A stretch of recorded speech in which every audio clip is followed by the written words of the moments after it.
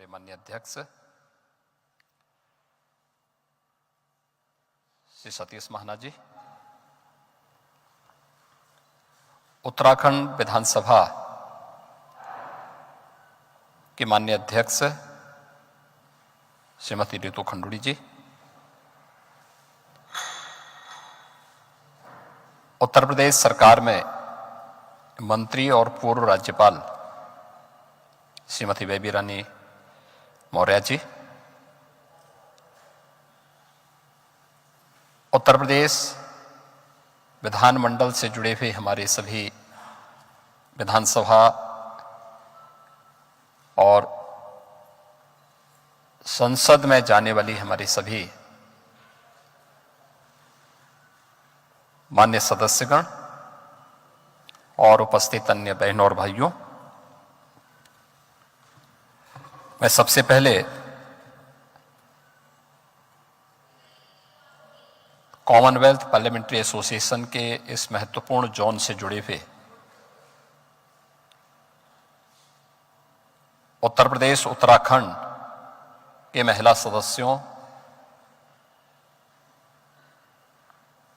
का कानपुर में इस सम्मेलन में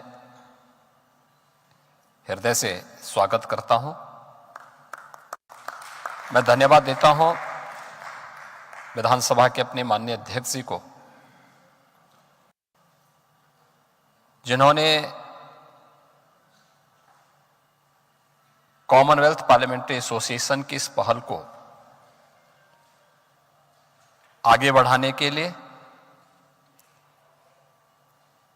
इस आयोजन को सफलता की एक नई ऊंचाई तक पहुंचाने के लिए वे रुचि लिए और आज आप सब बहनों की उपस्थिति यहां कानपुर में हुई है। वैसे भी उत्तर प्रदेश विधानसभा पिछले 2.5-3 वर्ष के अंदर अपने इनोवेशन के लिए जानी जा रही है, नए नए प्रयोगों के लिए जानी जा रही है। देश के अंदर किसी भी एक विधानसभा ने ई विधान को लागू किया, उसमें से उत्तर प्रदेश विधानसभा नंबर 1 पर आती है, पहले नंबर पर है, जिसने ई विधान को सफलतापूर्वक लागू करके पेपरलेस विधानसभा भी हो सकती है। पार्लियामेंट्री डेमोक्रेसी में इन बातों को हम केवल देख नहीं समझ, बल्कि वहां पर केवल बोल नहीं सकते बल्कि उसका अनुभव भी कर सकते हैं। उत्तर प्रदेश विधानसभा में, जो देश के अंदर किसी भी राज्य की सबसे बड़ी विधानसभा है, उस विधानसभा में हमें देखने को मिला। उत्तर प्रदेश विधानसभा के अलग अलग फील्ड से जुड़े हुए विशेषज्ञों को भी अलग अलग मंच देने का काम, क्योंकि सामान्यतः जब हम विधानसभा में रहते हैं तो एक दलीय प्रतिबद्धता के साथ जुड़े होते हैं, कॉमन इशू पर सहमति नहीं बन पाती। लेकिन जब हम अलग अलग फील्ड से जुड़े हुए अधिवक्ताओं के साथ, चिकित्सकों के साथ, अभियंताओं, अभियांत्रिकी के साथ जुड़े हुए जो लोग हैं, मानविकी के साथ जुड़े हुए जो लोग हैं, साइंस बैकग्राउंड से जुड़े हुए जो सदस्य हैं, या समाज जीवन के अलग अलग पक्ष का प्रतिनिधित्व जो लोग करते रहे हैं या उनके पास उस प्रकार का अनुभव है, उनके ग्रुप के साथ बैठते हैं तो दलीय प्रतिबद्धता से ऊपर उठ करके फिर हम समाज के बारे में सोचते हैं, देश के बारे में सोचते हैं। उस पहल को भी अलग अलग तबके के मान्य सदस्यों की उपस्थिति के समय, उनके साथ अलग अलग चर्चा पर चर्चा के माध्यम से भी उत्तर प्रदेश विधानसभा ने आगे बढ़ाया है। और आज उत्तर प्रदेश और उत्तराखंड की सभी माननीय सदस्यगण, महिला सदस्यगण यहां पर आज उपस्थित हुई हैं। यह एक सराहनीय प्रयास है। मैं स्वागत करता हूं उत्तराखंड विधानसभा की माननीय अध्यक्ष श्रीमती रितु खंडूड़ी जी का। उन्होंने अपनी बात को कही यहां पर और बहुत प्रभावी ढंग से उन्होंने अपनी बात कही। उनका पारिवारिक पृष्ठभूमि राष्ट्र के लिए समर्पण की एक पृष्ठभूमि है। उनके पिता उत्तराखंड राज्य के मुख्यमंत्री भी रहे हैं और भारतीय सेना के एक जनरल के रूप में उन्होंने अपनी महत्वपूर्ण सेवा भी देश को दी है। देश के अंदर इंफ्रास्ट्रक्चर का कार्य कैसे होना है, रोड ट्रांसपोर्ट मिनिस्टर के रूप में भी उन्होंने देश को एक नई दिशा दी।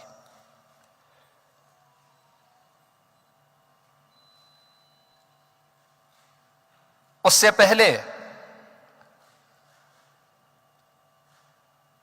इस परिवार का संबंध उत्तर प्रदेश के पूर्व मुख्यमंत्री स्वर्गीय हेमवती नंदन बहुगुणा, जिन्होंने एक महत्वपूर्ण कालखंड में उत्तर प्रदेश को नेतृत्व दिया था। न केवल उत्तर प्रदेश को बल्कि केंद्रीय मंत्री के रूप में भी वही परिवार की पृष्ठभूमि उनकी है। तो स्वाभाविक रूप से सार्वजनिक जीवन में कार्य कैसे होना है, कैसे हम अपने आप को एक्सपोजर दे सकते हैं अपने कार्यों के माध्यम से, उनके पास अनुभव और विरासत की एक अद्भुत विरासत है। परंपराएं उनके साथ जुड़ी हुई हैं। आप सब यहां पर एकत्र हुए हैं और मैं कह सकता हूं कि दुनिया के अंदर जिन देशों में जो अपने आप को प्रगतिशील देश कहते हैं, उन देशों में महिलाओं का प्रतिनिधित्व वहां की विधायिका में 10% भी नहीं है। लेकिन मैं इस मामले में कह सकता हूं कि उत्तर प्रदेश में यह प्रतिशत उत्तर प्रदेश विधानसभा में 14 से 15% है और उत्तराखंड में भी 10% से थोड़ा ऊपर है। थोड़ा सा है, आने वाले समय में लगता है कि ये बढ़ेगा ही। वैसे भी कहते हैं ना कि जो सुधरता नहीं उसको प्रकृति सुधार देती है। तो प्रकृति सुधार रही है प्रधानमंत्री मोदी जी के माध्यम से, जब नारी शक्ति वंदन अधिनियम को पारित किया गया।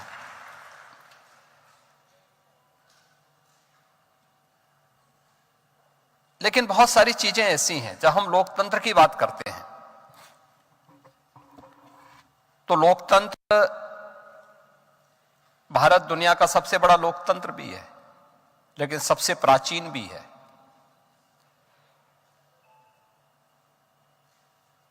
लोकतंत्र हमारे रग रग में बसा हुआ है।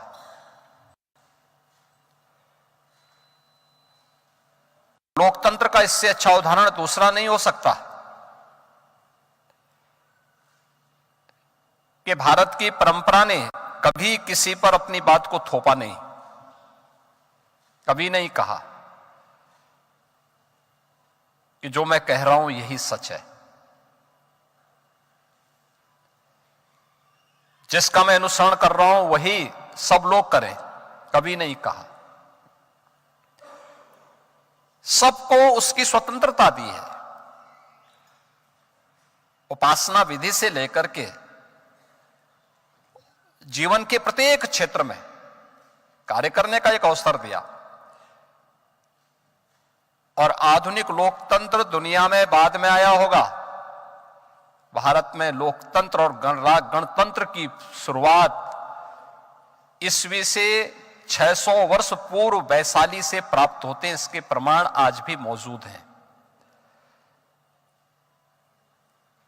उससे भी अलग अगर आप ऐतिहासिक पृष्ठभूमि में जाएंगे तो बहुत अलग अलग कालखंड में सब देखने को मिला। यानी अगर भारत दुनिया का सबसे बड़ा लोकतंत्र है तो भारत दुनिया का सबसे प्राचीन लोकतंत्र भी रहा है।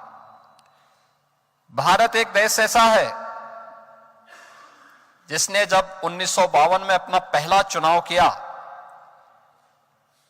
तो अगर पुरुष उसमें वयस्क मतदाता के रूप में अपने मत का प्रयोग कर सकता था तो महिलाओं को भी उसी समय 1952 में ही अपने मत को देने का पूरा अधिकार प्राप्त हुआ था, जबकि दुनिया के तमाम ऐसे देश, इंग्लैंड में हमसे बाद में मिला।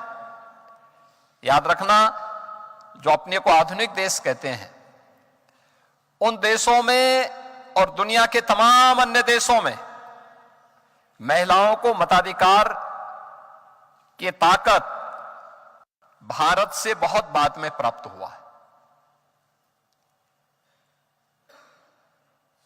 यानी भारत इस मामले में दुनिया से बहुत आगे है, और आगे जाते जाते आज भारत जिस दिशा में आगे बढ़ चुका है, वह एक बहुत कुछ किए जाने की आवश्यकता है। लेकिन मेरा कहना है कि समाज की व्यवस्था में महिला और पुरुष, नर और नारी, दोनों मिलकर के एक व्यवस्था का संचालन करते हैं, दोनों अलग अलग नहीं। ऐसा नहीं कि आप ये कहने लग जाएं कि अब हम लोग यहां आ गए तो उसके बाद अब विद्रोह खड़े करके आप समाज को ही चुनौती देने लग जाएं। ऐसा नहीं। याद रखना, इसकी शुरुआत परिवार से होती है, घर से होती है। देखिए, मैं आपको आपके सामने एक उदाहरण देता हूं। 2017 में सरकार बनी,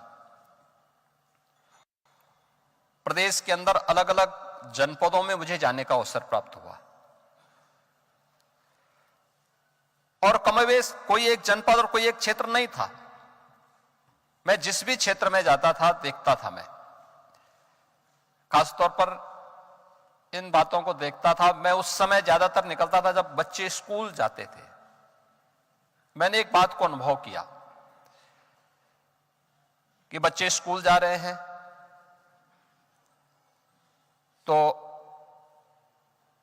ज्यादातर बेसिक शिक्षा परिषद की स्कूलों में बेटियां नंगे पैर जाती थी,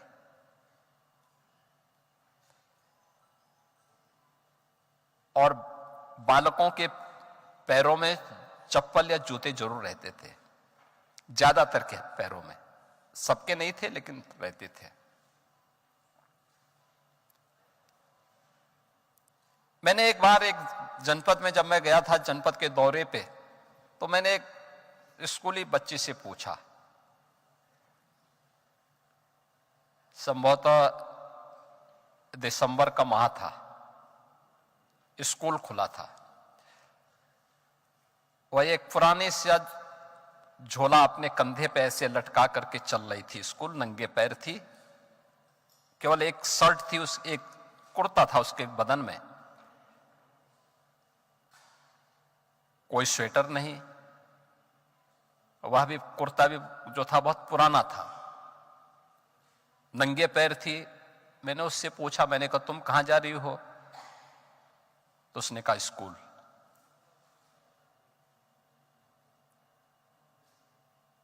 मैंने कहा तुम्हें ठंड नहीं लग रही है?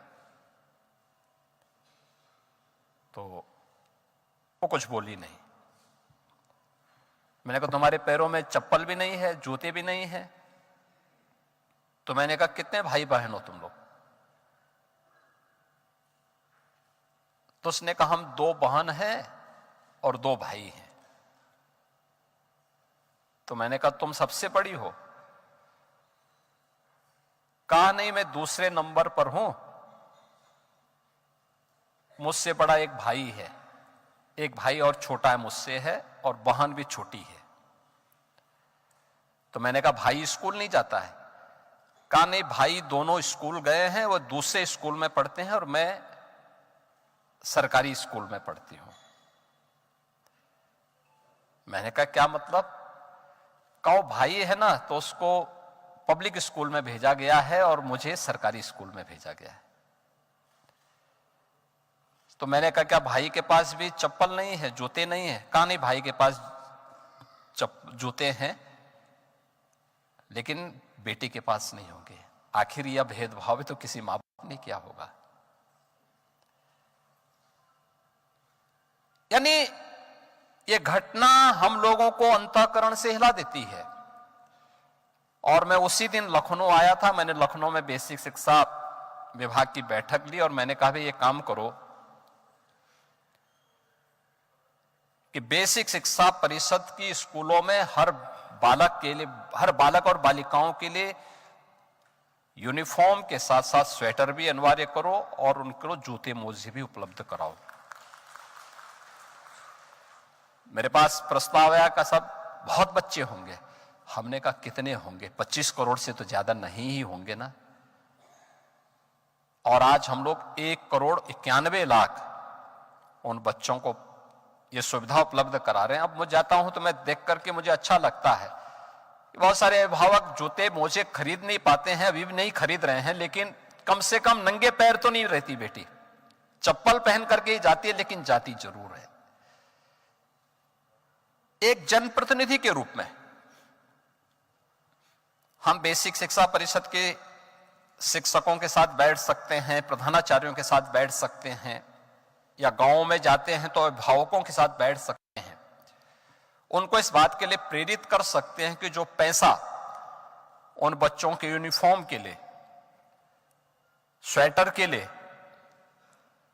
जूते मोजे के लिए सरकार दे रही है, उस पैसे के लिए उन्हीं बच्चों के लिए आप खरीदिए। दूसरा, प्रदेश में हमारे जनप्रतिनिधियों ने, माननीय विधायक, माननीय सांसद, अन्य जनप्रतिनिधियों ने मिलकर के, प्रशासन के साथ मिलकर के ऑपरेशन कायाकल्प के अंतर्गत बेसिक शिक्षा परिषद के स्कूलों की कायाकल्प की। ज्यादातर विद्यालय में अच्छा इंफ्रास्ट्रक्चर उससे तैयार हुआ। कहीं फ्लोरिंग बन गई, कहीं स्मार्ट क्लास बन गए, कहीं लाइब्रेरी बन गई, बालक बालिकाओं के लिए टॉयलेट हो गए, पेयजल की व्यवस्था हो गई, और भी सुविधाएं मिल गई। यह समाज की सहभागिता, सरकार का इसमें कम था, जन सहभागिता ज्यादा थी, और यह कार्य हम और भी बृहद स्तर पर कर सकते हैं। याद रखना, केवल सरकार के भरोसे रहकर के कोई स्कीम बहुत सफल हो जाए कठिन है। समाज को भी उसमें सहभागी बनाना पड़ेगा। तो पहले परिवार की दृष्टि हमें बदलनी पड़ेगी, और ऐसा नहीं कि सरकार के स्तर पर प्रयास न हुए हों। और पिछले 10 वर्ष के अंदर प्रधानमंत्री मोदी जी के नेतृत्व में जो कार्य हुआ है वो तो अद्भुत है, आपने देखा होगा।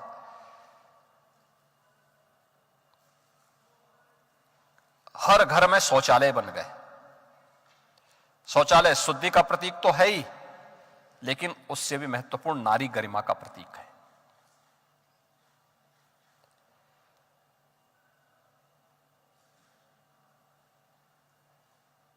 महिलाओं को पहली बार जमीन में पर भी अधिकार मिल गया, यानी ग्रामीण क्षेत्र में। उत्तराखंड में तो ऐसा नहीं है, लेकिन उत्तर प्रदेश में यह स्थिति है, या किसी भी अन्य क्षेत्र में, शहरी क्षेत्रों में होती है कि जहां पे गांव या कोई भी मैदानी क्षेत्र होता है, वहां पे जब मकान लोग बनाते हैं तो ग्राम पंचायत की लाइन होती है, और ग्राम पंचायत की आबादी की लाइन में लोग अपना मकान बना लेते हैं। अगर वह व्यक्ति जिसका मकान कभी बना हुआ था, अगर कभी मकान टूट गया और आज उसकी स्थिति ऐसी नहीं है कि तत्काल बना ले, तो कुछ समय तक वैसे टूटा मकान रहता है। फिर एक बार जब उसके पास पैसा होता है तो फिर वह अपना मकान बनाता है, लेकिन अब तक उसको अधिकार नहीं था, क्योंकि उसके पास कोई कागजात नहीं होते थे। कोई दबंग व्यक्ति अगर उस पर दावा करता था कि साहब ये मेरा है, तो कोई व्यक्ति उसकी सहायता के लिए नहीं आता था, क्योंकि उसके पास तो कोई प्रमाण ही नहीं था कि ये जमीन उसकी है या उसको मिला है। आज वहां पे ग्रामीण आवासीय अभिलेख के माध्यम से घरोनी हर परिवार को प्राप्त हो रहा है, और बाकायदा टेक्नोलॉजी का उपयोग करते हुए ड्रोन से सर्वे होता है, फिर उसका गांव में जाकर के चिन्हांकन होता है, सीमांकन होने के बाद तब जाकर के ग्राम पंचायत की बैठक में उसको फिर उसका मालिकाना अधिकार महिला के नाम पर प्राप्त होता है। 4 करोड़ महिलाओं को आवास मिल गए, और आवास में भागीदारी महिला की है। यानी आप देख सकते हैं कि 4 करोड़ परिवार पहले इससे वंचित थे। इसके अलावा रसोई गैस का कनेक्शन, याद करिए कितना कठिन होता था, कितने बड़े पैमाने पे मिले? 10 करोड़ से अधिक लोग, महिलाओं को यह भी अधिकार प्राप्त हुआ। परिवार में अगर कोई बीमार है तो सबसे ज्यादा पीड़ित होती थी और सबसे ज्यादा उस समस्या को अंतःकरण से पीड़ित होकर के उसके प्रति करहा उठती थी, वह थी घर की जो महिला होती थी, जो महिला सदस्य होती थी, जो वहां पे घर को संचालित कर रही है। आज आयुष्मान कार्ड भी उसका कवर है और देश के अंदर तो अब तो नारी शक्ति बंधन अधिनियम भी पारित हो चुका है। 29 के बाद उन हर चुनावों में, चाहे जैसे भी हो, विधानसभा और संसद में भी 1/3 से अधिक प्रतिनिधित्व महिलाओं का होने जा रहा है। यानी 14-15% तो अभी है, तो ये मान के चलिए कि ये 33 से बढ़कर के 50 तक पहुंच सकता है। अब ऐसे भी पंचायत और नगर निकायों में तो ये स्थिति है ही। हमारे यहां ब्लॉक प्रमुख 56% जीते हैं। हमारे यहां पे जिला पंचायत अध्यक्ष ये 70% महिलाएं जीती हैं। स्थानीय निकाय के चुनाव में भी महिला प्रतिनिधि ज्यादा जीती हैं। ग्राम प्रधानों में उनका प्रतिनिधित्व तो बहुत अच्छा है और जहां पर वे कार्य कर रही हैं, बहुत अच्छा कार्य भी कर रही हैं। विधायिका में महिलाओं का प्रतिनिधित्व ये तब बढ़ेगा और तब प्रभावी होगा जब स्वयं अपने विवेक से वे निर्णय लेकर के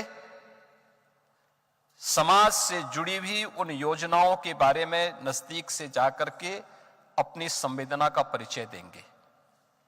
और अब तो कोई फील्ड ऐसा नहीं है जहां पर महिलाएं प्रतिनिधित्व न कर रही हों। आज वो फाइटर पायलट भी बन रही हैं। आज तो स्पेस साइंस उसके बगैर अधूरा है। कौन ऐसा क्षेत्र है जहां से आज जो वंचित हो, जो क्षेत्र उससे वंचित हो? हर एक क्षेत्र में यह प्रतिनिधित्व वह दे रही है, तो फिर विधायिका में क्यों नहीं? लेकिन विधायिका में जाने के लिए आवश्यक है कि समाज जीवन के बारे में भी हम उतना ही नजदीक से उसका अध्ययन करें, देखें। पक्ष कोई कमजोर नहीं होता और खराब भी नहीं होता। उसके बारे में देखने का हमारा नजरिया क्या है, यह अत्यंत मायने रखता है। और उत्तर प्रदेश तो पहले से ही इस मामले में बहुत महत्वपूर्ण प्रदेश रहा है। याद रखना, देश की संविधान सभा में कुल 15 सदस्य थे और उन 15 में से 4 उत्तर प्रदेश से थे। उस समय उत्तर प्रदेश और उत्तराखंड दोनों एक थे। और जो 4 सदस्य थी, इनमें श्रीमती कमला चौधरी थी, श्रीमती सुचिता कृपलानी जी थी जो बाद में उत्तर प्रदेश की मुख्यमंत्री भी बनी, बेगम एजाज रसूल जी थी, श्रीमती पूर्णिमा बनर्जी थी। ये 4 महत्वपूर्ण सदस्य थे जिन्होंने देश की संविधान सभा में जाकर के देश के संविधान निर्माण की उस प्रक्रिया में भागीदार बनकर के एक महत्वपूर्ण भूमिका का निर्वहन किया था। स्वाभाविक रूप से ये संभावना हमारे सामने आज भी बनी हुई है। हम भी बहुत कुछ कर सकते हैं। और मेरा आप सबसे अनुरोध होगा कि एक महिला जैसे अपने घर को व्यवस्थित तरीके से संचालित करती है, ऐसे ही जिस फील्ड में उसको नेतृत्व मिल रहा है, ग्राम पंचायत में हो, स्थानीय निकाय में हो, विधानसभा में हो या फिर लोकसभा में, उस क्षेत्र में भी जाकर के वह उदाहरण प्रस्तुत करे अपने क्षेत्र के विकास के बारे में। विकास केवल उसी से नहीं होता है जो, देखिए, कार्य कोई ये कहे कि एक साथ हमारे ग्राम में अपनी विधानसभा की सभी 300 ग्राम पंचायतों में या सभी वार्ड में एक साथ कार्य करूंगी, नहीं। एक या दो को आपको उदाहरण बनाना पड़ेगा। जैसे उत्तर प्रदेश के अंदर हम लोगों ने ग्राम पंचायत को आत्मनिर्भर बनाने की दिशा में एक प्रयास प्रारंभ किया। उस प्रयास की दिशा में जो कार्यक्रम प्रारंभ हुए हैं, पहले तो हम लोगों ने नामकरण वहां पे ठीक किया। वे ग्राम पंचायत का नाम ग्राम पंचायत भवन नहीं, उसका नाम हम ग्राम सचिवालय रखेंगे। ग्राम सचिवालय को ऑप्टिकल फाइबर या वाईफाई की सुविधा वहां पे दी।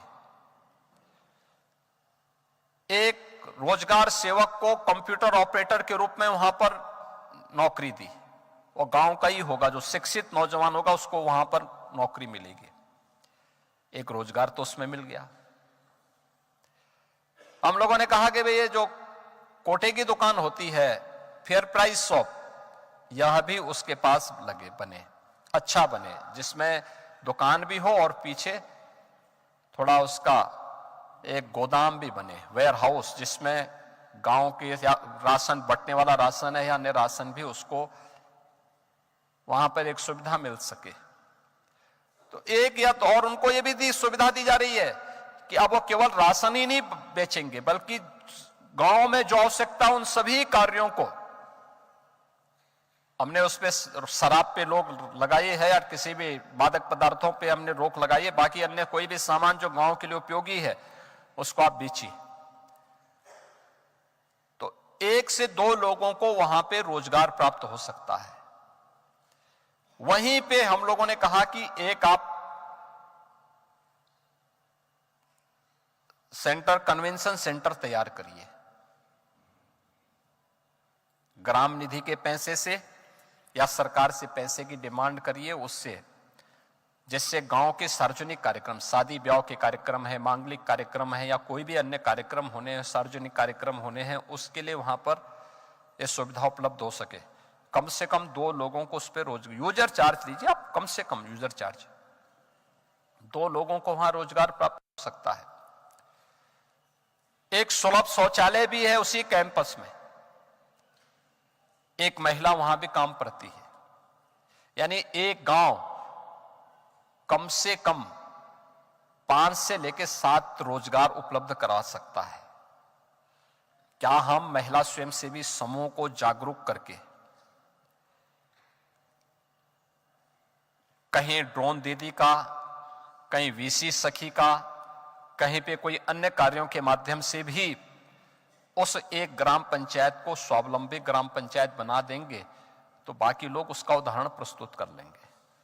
अगल बगल के गांव उससे सीखेंगे, देखेंगे।